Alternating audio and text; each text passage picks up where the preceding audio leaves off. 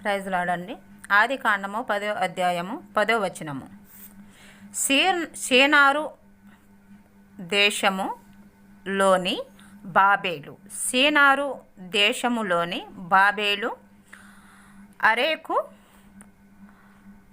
అకాదు, అల్లేను అను పట్టణములు అతని రాజ్యములకు మొదలు.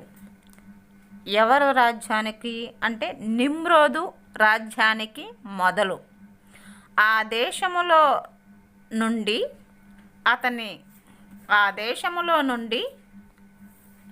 అతని రాజ్యములకు మొదలు. ఆ దేశాలే అతని రాజ్యానికి మొదలండి. నిమ్రోదు రాజ్యానికి మొదలు.